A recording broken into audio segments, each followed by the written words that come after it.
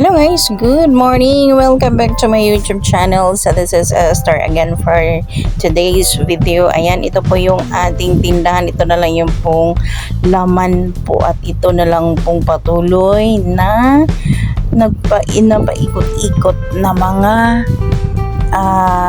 paninda natin sa ating tindahan. Ano po? So ayan, for update, ito lang muna yung ating i-share sa inyo. Ito yung aking mga panindang andito sa amin for now.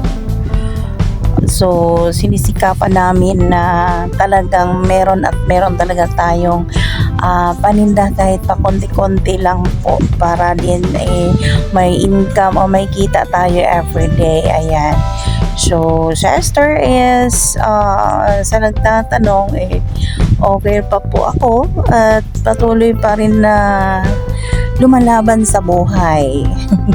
Sino ba yung kalaban ni Esther? Charis.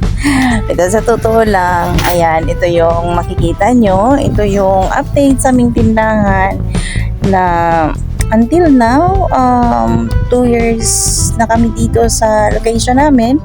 So ayan, masaya lang din po kasi wala na pa tayong binabayaran na renta.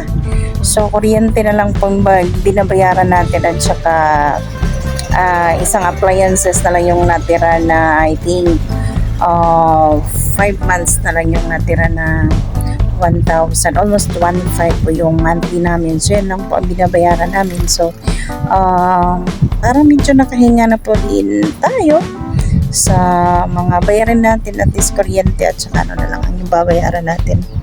So internet, kuryente, and 5 months na appliances. So ito yung update. So grabe, super mainit dito sa location namin guys. Pagkikita nyo yung palaya namin is nag-crack-crack na po yung lupa kasi sa sobrang init. Ano po. So ayan, ito yung mai-share ko sa inyo. Thank you for watching guys. God bless and shout out sa mga